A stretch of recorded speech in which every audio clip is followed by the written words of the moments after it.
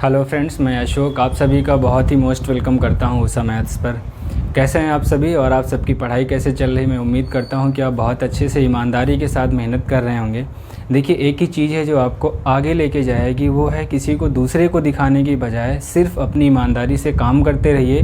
क्योंकि आज के टाइम पे पढ़ाई एक ऐसा काम हो गया कि लोग चाहते तो हैं पढ़ना, है ना, और बैठते भी हैं पढ़ने के लिए, और लेकिन सोशल मीडिया का ज़माना है और एंड्रॉयड फ़ोन से ही सारी चीज़ें आपको पढ़ना है, तो कहीं ना कहीं डिस्ट्रैक्शन रहता है। तो उन चीज़ों से बचना है आपको। सिर्फ़ और सिर्फ ईमानदारी से काम करते रहिए, मन लगा के काम करिए, रिज़ल्ट ज़रूर मिलेगा। ठीक है, देर से मिलेगा लेकिन आपको ज़रूर मिलेगा। ठीक, तो आज की इस क्लास में हम लोग ये सीखने वाले हैं कि परसेंटेज में एक और टाइप के क्वेश्चन, जिनमें से क्वेश्चन दिया रहता है कि मूल्य बढ़ा या घटा दिया जाता है तो सामान कम या ज़्यादा प्राप्त होता है, तो प्रारंभिक मूल्य और अंतिम मूल्य ज्ञात करना। तो उन सवालों को समझने के लिए कैसे हम कौन सा बेहतर तरीका लगाते हैं और कैसे उन सवालों को जल्दी से हम कर सकते हैं और उन सवालों में बेहतर अप्रोच कौन सी रहेगी, हम लोग समझते हैं। जैसे मान लीजिए कि एक क्वेश्चन लिखा है, चावल की कीमत 20 किलोग्राम, चावल की कीमत 20% घट जाने के कारण 160 रुपये में 8 किलोग्राम चावल ज़्यादा खरीदे जा सकते हैं। अब देखिए क्या कह रहे हैं, चावल की कीमत 20 किलोग्राम घट गई। अगर हम पहले मेथड की बात करें कि हम किस तरीके से सॉल्व करेंगे, तो पहला तरीका तो आप ये वाला समझ लीजिए। क्या लिखा है, चावल की कीमत 20 किलोग्राम 20% घट जाने के कारण। ठीक, तो 20% घटी है तो पहले कुछ रही होगी, तो हम मान लेते हैं चावल की कीमत पहले क्या रही होगी, 100 रुपये प्रति किलोग्राम। ठीक है, इसका मतलब 100 रुपये में कितना चावल मिल रहा होगा, 1 किलो। और सवाल में क्या कह रहे हैं, 20% घट जाने के कारण 160 रुपये में। ठीक, इसका मतलब 100 के हिसाब से 160 रुपये में कितना चावल मिलेगा। अगर 100 रुपये प्रति किलोग्राम चावल है और 160 में कितना मिलेगा, तो आप देख सकते हैं 160 में कितना मिलेगा, 1.6 किलोग्राम। अब क्या हो गया, चावल का मूल्य 20% घट गया है। अगर 20% घट गया है तो चावल का जो नया मूल्य है वो क्या हो गया है, 80 रुपये प्रति किलोग्राम हो गया। ठीक है, अगर चावल का मूल्य 80 रुपये प्रति किलोग्राम हो गया, तो आप ये बताइए कि 80 रुपये के हिसाब से 160 रुपये में कितना चावल मिलेगा। अगर हम 160 रुपये की बात करें तो 160 रुपये में कितना चावल मिलेगा, तो आप कहेंगे कि 160 रुपये में 2 किलोग्राम चावल आपको मिलेगा। लेकिन सवाल में क्या कह रहे हैं कि 20% घट जाने के कारण 160 रुपये में 8 किलोग्राम ज़्यादा मिलता है। तो आप देखिए कि इन्हीं दोनों का अंतर, इन्हीं दोनों में अंतर कितने का, 8 का। 8 किलोग्राम ज़्यादा सवाल में मिल रहा है। यहाँ पे कितना ज़्यादा मिलता, पहले 1.6 था, अब 2 किलोग्राम मिल रहा है, तो इसका मतलब 0.4 किलोग्राम ज़्यादा मिल रहा है। तो एक पे निकाल लीजिए, तो क्या हो जाएगा, 0.4 बटे में कितना हो जाएगा, 8। ठीक, और आपसे पूछा क्या जा रहा है, तब कीमत घटने से पहले चावल की कीमत क्या थी ना। तो कीमत घटने से पहले चावल की कीमत क्या थी, 100 रुपये प्रति किलोग्राम। अगर एक आपका 0.4 बटे 8 के बराबर है, तो आपका 100 किसके बराबर हो जाएगा, इसी से 100 से गुणा कर लें, तो 4 दूनी 8, 2 से काटोगे 50 हो जाएगा, और ये आपका एक अंक के बाद दशमलव लग जाएगा 5। इसका मतलब चावल की जो पहले कीमत रही होगी वो क्या रही होगी, 5 रुपये प्रति किलोग्राम। एक तो तरीका ये है, इस तरीके में कुछ नहीं करना है, जो भी क्वेश्चन दिया रहेगा, चाहे चावल का दिया रहे चाहे गेहूं का दिया रहे, मान लीजिए इसी सवाल में कहता कि 20% कीमत घट जाने के कारण 8 संतरे ज़्यादा मिलते हैं, तो आपको जहाँ पे आपने माना है 100 रुपये प्रति किलोग्राम, तो वहाँ पे हम मान लेंगे कि 100 रुपये में एक संतरा मिलता है, तो आप सवाल पे आंसर पे पहुँच जाएंगे। अभी हम लोग क्वेश्चन आगे देखेंगे। एक तो तरीका ये है, ठीक है। अगर हम दूसरे तरीके की बात करें, दूसरे तरीके में क्या करते हैं, वो तरीका थोड़ा सा कैलकुलेशन उसमें छोटा हो जाएगा, थोड़ा सा समझने के लिए आपको ध्यान देना होगा। चावल की कीमत 20% घट गई है, तो 20% का मतलब क्या होता है, 20% का मतलब हो गया 1/5। अगर हम कीमत की बात करें तो पहले कुछ रही होगी और बाद में कुछ हो गई होगी। अगर हम कीमत की बात करें तो पहले क्या रही होगी और बाद में क्या होगी, जब 20% घट गया। तो अगर हम बात करें 5 पर 1 कम, अगर पहले कीमत 5 रही होगी, 5 रुपये प्रति किलोग्राम, अब जब 20% कम हो गया है तब कीमत क्या हो गई होगी, 4 रुपये प्रति किलोग्राम। इस बात को समझ गए। क्या कह रहे हैं कि 160 रुपये में 8 किलोग्राम चावल ज़्यादा मिलता है, तो इसका मतलब जो उनका खर्चा है वो अपरिवर्तित है।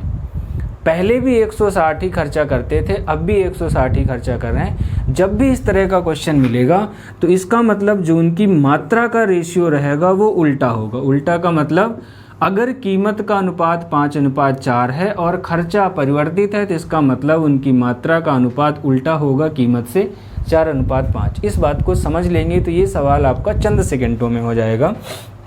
इसका मतलब पहले 4 किलोग्राम मिलता था, अब कितना मिल रहा 5 किलोग्राम, तो कितना ज़्यादा मिलता है, एक है ना, 1 किलोग्राम ज़्यादा मिलता है। लेकिन सवाल में कितने के बराबर है, 8 किलोग्राम के बराबर है। मतलब सवाल में 8 किलोग्राम ज़्यादा मिलता है और यहाँ पे कितना मिल रहा है, 1 किलोग्राम ज़्यादा। तो हमसे पूछा क्या जा रहा है कि चावल की कीमत घटने के पहले चावल का मूल्य क्या था। तो आप ये देखिए कि इसका मतलब प्रारंभिक मूल्य की बात कर रहे हैं। अगर प्रारंभिक मूल्य में खपत देखें तो खपत कितनी यूनिट है, 4 यूनिट है। तो 4 किसके बराबर हो जाएगा, 4 × 8 मतलब 32 kg चावल की खपत कर रहे हैं ना।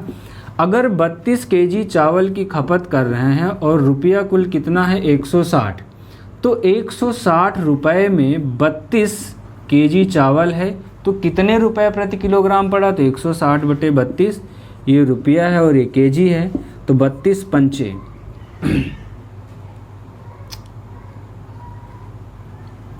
32 पंचे 160, तो चावल की कीमत क्या होगी, 5 रुपये प्रति किलोग्राम। उम्मीद करता हूं कि आपको ये बात समझ में आई होगी। अगर नहीं आई है तो फिर से एक सवाल में देखते हैं, दोनों तरीके देखते हैं और फिर से क्वेश्चंस को ट्राई करिएगा, ठीक है। अगले क्वेश्चन पे आइए बात करते हैं।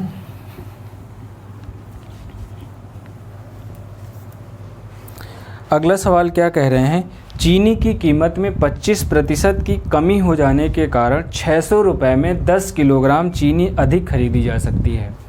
क्या कह रहे हैं, चीनी की कीमत में 25% की कमी हो जाने के कारण। तो सबसे पहले तो हम लोग पहला वाला तरीका लगाते हैं।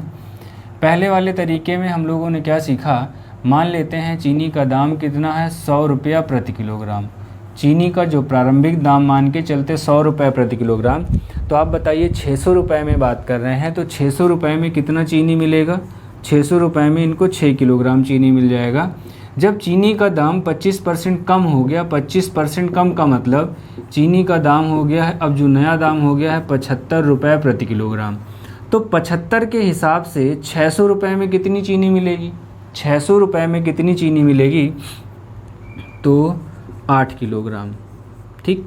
क्योंकि दोनों जगह पे खर्चा परिवर्तित है, यहाँ भी 600 रुपये में बात कर रहे हैं, जब रेट 100 रुपये है तब भी 600 रुपये खर्चा कर रहे हैं। तो जब रेट 100 रुपये है तो 6 किलो मिलेगा, जब रेट 75 रुपये प्रति किलोग्राम हो गया तब चीनी उन्हें कितना मिलेगी, 8 किलोग्राम चीनी मिलेगी, ठीक है। लेकिन सवाल में क्या कह रहे हैं, यहाँ पे देखो पहले 6 किलोग्राम मिलती थी, अब 8 किलोग्राम मिल रही, तो कितनी ज़्यादा मिल रही है, 2 किलोग्राम। लेकिन ये सवाल में कितना ज़्यादा मिलता है, सवाल में 10 किलोग्राम ज़्यादा मिलती, यहाँ पे 2 के बराबर है। तो 1 किसके बराबर हो जाएगा, 2/10 के बराबर हो जाएगा। और हमसे पूछा क्या जा रहा है, तब चीनी की घटी हुई प्रति किलोग्राम कीमत ज्ञात कीजिए। चीनी की घटी हुई कीमत कितनी है, 75 रुपये प्रति किलोग्राम। 1 अगर 2/10 के बराबर है तो 75 किसके बराबर हो जाएगा, 2/10 × 75, तो 2 पंचे 10, 5 से काटेंगे तो 15। इसका मतलब चीनी की घटी हुई जो कीमत है वो 15 रुपये प्रति किलोग्राम हो गई, ठीक है। एक तो तरीका ये है, आप दोनों तरीके से सवाल को प्रैक्टिस कर लेंगे, क्योंकि हो सकता है कि जब भी अंडे या संतरे का क्वेश्चन आए तो फिर आपको जो दूसरा वाला तरीका थोड़ा सा दिक्कत होती है। लेकिन अगर प्रैक्टिस किए रहेंगे तो उस मेथड में भी कोई चैलेंज आपके साथ नहीं आने वाला है। अब इसको अगर हम दूसरे मेथड से देखें, दूसरा मेथड हमारा क्या कहता, जो भी परसेंटेज लिखा है, जैसे 25% की कमी की बात कर रहे हैं तो 25% का मतलब क्या हो जाएगा, 1/4। इसका मतलब अगर हम कीमत की बात करें तो कीमत पहले 4 रही होगी, 4 पर 1 कम तो बाद में कीमत कितनी हो गई 3। लेकिन आप ध्यान से देखिए पूरे सौदे में चाहे कीमत बढ़ रही हो या घट रही हो 600 रुपये ही खर्चा करते हैं, 600 रुपये खर्चा करते हैं। इसका मतलब खर्च अपरिवर्तित रहता है। जब भी खर्च अपरिवर्तित रहेगा, अगर आपको कीमत का अनुपात पता है पहले और बाद का, जो उनकी मात्रा का अनुपात होगा वह उन दोनों के व्युत्क्रमानुपाती होगा, कीमत के व्युत्क्रमानुपाती होगा। इस बात को समझ लेंगे। तो इसका मतलब जो उनकी मात्रा रही होगी 3:4 के अनुपात में। यहाँ पे देखिए कितना ज़्यादा मिल रहा 1 किलोग्राम, सवाल में कितना ज़्यादा मिलता था 10 किलोग्राम। इसका मतलब 1 किसके बराबर हो गया, 10 के बराबर हो गया। पूछा क्या जा रहा, चीनी की घटी हुई कीमत प्रति किलोग्राम। तो चीनी की घटी हुई कीमत में कितनी खपत करते हैं। तो अगर हम खपत की बात करें तो कितना खपत कर रहे हैं 4, तो 4 किसके बराबर हो जाएगा 40 किलोग्राम के। ठीक, 4 किसके बराबर हो गया 40 किलोग्राम के। लेकिन खर्चा कितना करना है 600 रुपया खर्चा करते हैं। 600 रुपये में कितनी चीनी मिल रही है 40 किलोग्राम। तो हमें रेट पता करना है तो 40 से भाग कर दे तो कितना 0 से 0 कट जाएगा, तो रेट कितना आ जाएगा 15 रुपया प्रति किलोग्राम। इसका मतलब जो चीनी का नया मूल्य रहा होगा वो 15 रुपये प्रति किलोग्राम रहा होगा। अगर चीनी का पहले वाला मूल्य पूछ रहे होते तो कैसे करते, तो पहले वाली खपत देखते। पहली वाली खपत कितनी है 3, तो 3 किसके बराबर हो जाता है 30 के बराबर हो जाता है। अब 30 केजी चीनी मिलती है कितने रुपए के हिसाब से 600 रुपये में 600 रुपया खर्चा करने हैं और 30 किलो चीनी लाते हैं, तो रेट कितना रहा होगा, इसका मतलब 0 से 0 कट जाएगा, रेट रहा होगा 20 रुपया प्रति किलोग्राम। इसका मतलब चीनी का प्रारंभिक दाम कितना रहा होगा 20 रुपये प्रति किलोग्राम और अंतिम दाम कितना आ गया 15 रुपये प्रति किलोग्राम। एक सवाल हम लोग और करते हैं तो आप इस पूरे कॉन्सेप्ट को दोनों तरीके को समझ जाएंगे और थोड़ा सा प्रैक्टिस कर लेंगे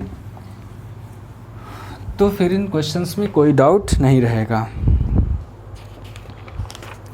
एक सवाल जैसे कह रहे हैं चावल की कीमत 10% कम हो जाती है तब एक व्यक्ति 270 रुपये में 1 किलोग्राम चावल अधिक खरीद सकता है।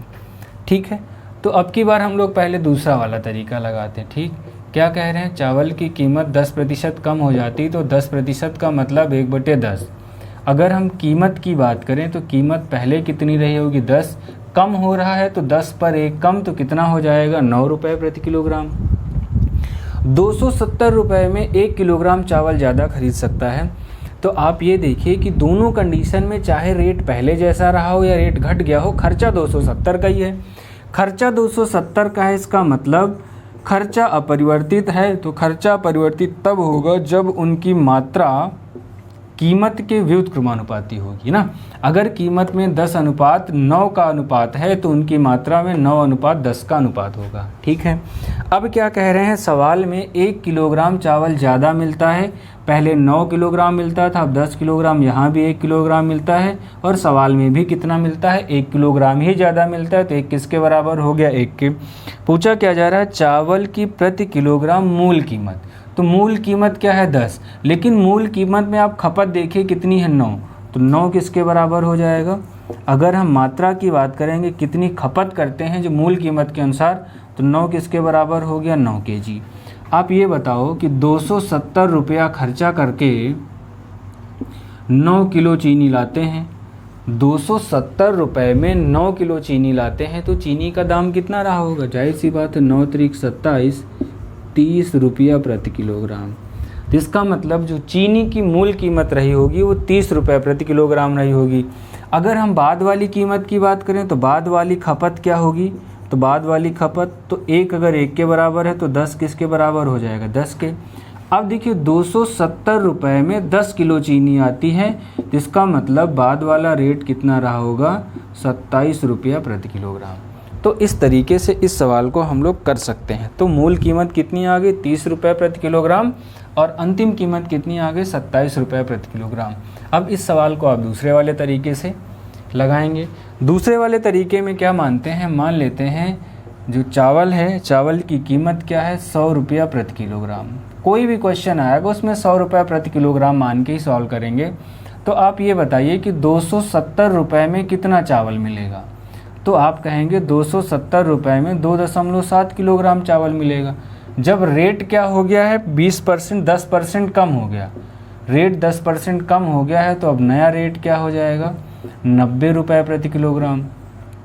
तो आप बताइए कि 90 रुपये प्रति किलोग्राम के हिसाब से 270 में कितना चावल मिलेगा, 270 में 3 किलोग्राम मिलेगा।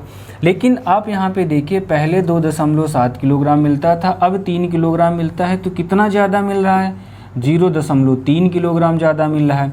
लेकिन सवाल में क्या कहते हैं कि सवाल में सिर्फ 1 किलोग्राम ज़्यादा मिलता है, तो दोनों का अंतर 1 किसके बराबर हो गया 0.3 के बराबर हो गया।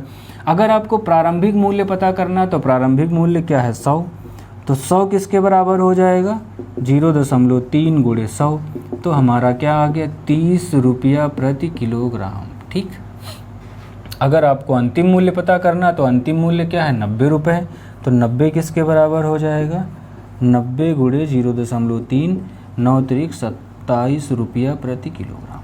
तो इस तरीके से इस टाइप के क्वेश्चंस को हम बहुत जल्दी सॉल्व कर सकते हैं, और एक यूनिक कॉन्सेप्ट है जो आपके सवाल को करने के लिए बहुत ही बेस्ट है। और इस तरह के क्वेश्चंस आपके एग्ज़ाम में पूछे जाते रहेंगे, और ज़्यादातर लोगों को कन्फ्यूजन भी ऐसे ही क्वेश्चंस में रहता है। एक क्वेश्चन हम लोग और करते हैं तो ताकि ये पूरा कॉन्सेप्ट आप अच्छे से सीख सकें। ठीक है, देखिए अगले सवाल में क्या कह रहे हैं, चीनी की कीमत 20% घट जाए तो 360 रुपये में 2 किलोग्राम चीनी अधिक मिलती है। फिर से वही तरीका लगाते हैं, 20% घट गई तो 20% का मतलब 1/5। अगर हम कीमत की बात करें तो कीमत 5 पर 1 कम हो गई, अगर पहले 5 रही होगी तो बाद में कीमत कितनी हो जाएगी 4 रुपये हो जाएगी। अब क्या कह रहे हैं कि 360 रुपये में 2 किलोग्राम चीनी ज़्यादा खरीद सकता है। इस बात का ये मतलब है कि पहले भी जब कीमत 5 रुपये प्रति किलोग्राम थी तब भी 360 ही खर्चा कर रहे थे, जब कीमत घट गई 20% तब भी 360 ही खर्चा करते हैं। इसका मतलब दोनों स्थितियों में खर्च अपरिवर्तित रहता है। अगर खर्च अपरिवर्तित रहता है जो उनकी मात्रा होगी कीमत का उल्टा होगी। अगर कीमत में 5:4 का अनुपात है तो मात्रा में 4:5 का अनुपात होगा। सवाल में क्या कह रहे हैं कि 2 किलोग्राम चीनी ज़्यादा मिलती थी, यहाँ पे कितना ज़्यादा मिल रही 1, यही 1 किसके बराबर है 2 के बराबर है, यही 1 किसके बराबर है 2 के बराबर है। तो आपसे पूछा क्या जा रहा है चीनी की मूल कीमत और वर्तमान कीमत दोनों। अगर हमें मूल कीमत निकालनी है तो मूल कीमत के लिए मूल खपत देखेंगे ना, तो मूल कीमत के लिए मूल कीमत 5 है, खपत कितनी है 4, इसका मतलब 4 किसके बराबर हो जाएगा 4 गुणे 2 8 किलोग्राम। इसका मतलब खपत मूल खपत कितनी हो गई 8 किलोग्राम, और कितना रुपया है भाई 360 रुपये में 8 किलोग्राम चीनी मिलती है या चावल मिलता है, तो 8 किलोग्राम। तो मूल्य की बात करेंगे तो कितना हो जाएगा ये 8 कटेगा, बिल्कुल कटेगा भाई, 8 चौक 32, कितना बच गया 8 पंच 40, 45 रुपया प्रति किलोग्राम। ठीक, अगर मूल खपत के बाद अंतिम खपत की बात करते हैं या नई खपत की बात करते हैं या नए मूल्य की बात करते हैं, तो नई खपत कितनी है 5, तो 5 किसके बराबर हो जाएगा 5 गुणे 2 10 किलोग्राम। इसका मतलब 360 रुपये में 10 किलो चीनी आती है, तो रेट क्या हो जाएगा 36 रुपया प्रति किलोग्राम। इसका मतलब पहले रेट कितना रहा होगा 45 रुपये प्रति किलोग्राम, अब रेट क्या हो गया है 36 रुपये प्रति किलोग्राम वर्तमान कीमत। ठीक है, तो इस सवाल को आपने ऐसे लगा लिया। अगर आपको दूसरे तरीके से लगाना है तो आप समझ लीजिए दोनों तरीके दोनों ही आसान हैं, बस आपको थोड़ा सा प्रैक्टिस करना होगा। अगले सवाल में नहीं, इसी सवाल का अगर हम दूसरा तरीका बात करें तो हम मान लेते हैं उसकी कीमत क्या है 100 रुपये प्रति किलोग्राम है। तो आप बताइए 100 रुपये के हिसाब से 360 में कितना मिलेगा 3.6 किलोग्राम। अब रेट क्या हो गया 20% कम हो गया। अगर 20% कम हो गया तो उसका नया रेट क्या हो गया 80 रुपया प्रति किलोग्राम हो गया। तो 80 रुपये के हिसाब से 360 में कितना चीनी मिलेगी, तो आपको चीनी मिलेगी 360/80, 0 से 0 कट जाएगा, 8 चौक 32, 8 5 40, 4.5 किलोग्राम। ठीक, अब देखिए पहले चीनी 3.6 किलोग्राम मिलती थी, रेट 20% कम हो गया है तो चीनी ज़्यादा मिल रही है। और सवाल में कितना कह रहे हैं 2 किलोग्राम चीनी ज़्यादा मिलती है, लेकिन आप यहाँ पे देखिए कितना ज़्यादा मिल रही है 0.9 किलोग्राम, दोनों का अंतर 3.6 और 4.5 का अंतर 0.9 के बराबर है। तो एक किसके बराबर हो जाएगा? 0.9/2। अगर चीनी की प्रारंभिक कीमत निकालनी है या मूल कीमत निकालनी है 100, तो 100 किसके बराबर होगा? तो 0.9 गुणे 2, तो 50, 9 पना 45 दशमलव लग जाएगा। इसका मतलब चीनी की प्रारंभिक कीमत क्या रही होगी? 45 रुपया प्रति किलोग्राम। अगर आपको अंतिम कीमत निकालनी है तो 0.9/2 गुणे हम क्या करेंगे? 80 करेंगे तो 36 रुपये प्रति किलोग्राम आ जाएगी। ठीक है। इसमें जो सबसे बेहतरीन क्वेश्चन है वो फंसता है सवाल जब संतरा या अंडे का सवाल दिया रहता ना, क्योंकि यहाँ पे सब जगह हम 100 रुपये प्रति किलोग्राम मान के सॉल्व करते हैं, वहाँ पे फिर समस्या आती है। तो एक क्वेश्चन हम लोग सॉल्व कर लेते हैं उस तरीके का भी। जैसे देखिए सवाल क्या कह रहे हैं, संतरों की कीमत में 20% की कमी हो जाने पर 54 रुपये में 10 संतरे ज़्यादा खरीदे जा सकते हैं। तो सबसे पहले हम लोग पहला तरीका मानते हैं, तो मान लेते हैं जो संतरा है 100 रुपया प्रति संतरा। अब की बार जो रेट हम मान के चल रहे हैं वो रेट हम क्या मान के चल रहे हैं? 100 रुपया प्रति संतरे का हमारा रेट है। ठीक है। 54 रुपये की बात कर रहे हैं, तो 100 रुपये के हिसाब से 54 रुपये में कितना संतरा मिलेगा भाई? तो 54 रुपये में संतरा मिलेगा 54/100, तो 0.54 संतरा। ठीक। इसके बाद रेट 20% कम हो गया है, 20% कम हो गया है, तो इसका मतलब जो नया रेट आ गया है 80 रुपया प्रति संतरा। तो 80 रुपये के हिसाब से 54 रुपये में कितना संतरा मिलेगा? 80/54, तो कितना हो जाएगा? ये अरछंग 48 हो गया, अरछंग 48 हो गया। कितना बच गया? 6 बच गया। तो फिर 8 सती 56, 8 पंच 40, और फिर दशमलव भी तो लगेगा, तो ये आ गया 0.675। ठीक। पहले 0.54 संतरे मिल रहे थे, अब 0.675 संतरे मिल रहे हैं। लेकिन सवाल में क्या कह रहे हैं कि 10 संतरे ज़्यादा मिलते हैं ना। तो अगर आप यहाँ पे देखेंगे तो कितने का अंतर है? तो पहले आप देखिए 10 संतरे सवाल में ज़्यादा है, यहाँ पे आप घटा लीजिए कितना ज़्यादा मिल रहा है? 0.675, 0.54, कितना ज़्यादा मिलेगा?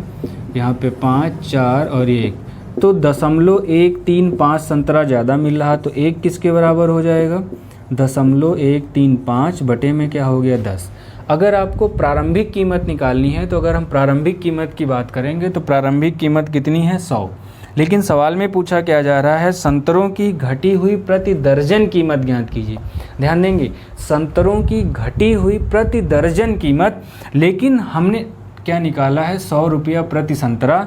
इसका मतलब हमें क्या निकालना है? 80 रुपये। अगर एक संतरा इतने के बराबर है तो 80 किसके बराबर होगा? गुणे 80, 0 से 0 कट जाएगा, 8 से गुणा कर लेंगे, 8 पंचे 40, 0 आ गया, 8 त्रिक 24, 4 28, हासिल आ गया, 8 एक नाम 8, 2 10।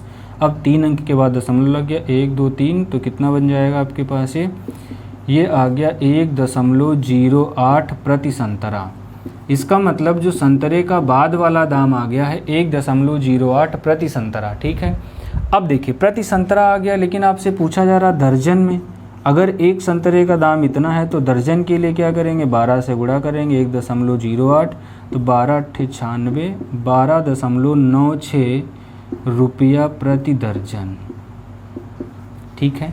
बाकी जो दूसरा वाला तरीका है उस तरीके से आप इस क्वेश्चन को ट्राई करेंगे और कमेंट बॉक्स में अपना सजेशन ज़रूर बताएंगे कि ये तरीके आपको कैसे लगे। और मैंने सारे तरीके के सवाल आपको इसमें बता दिए हैं, तो कोई भी सवाल बचा हुआ नहीं है। बाकी आप प्रैक्टिस कर लेंगे बहुत ही अच्छे से। और इस तरह के सवाल, इस तरह के बेसिक शॉर्टकट सीखने के लिए चैनल पे जुड़े रहिए। अगर आप नए हैं, पहली बार देख रहे हैं, तो चैनल को शेयर करना और सब्सक्राइब करना बिल्कुल भी ना भूलें। तब तक आप अपना ख्याल रखिए, मिलते हैं। Wish you all the best, good luck, thank you.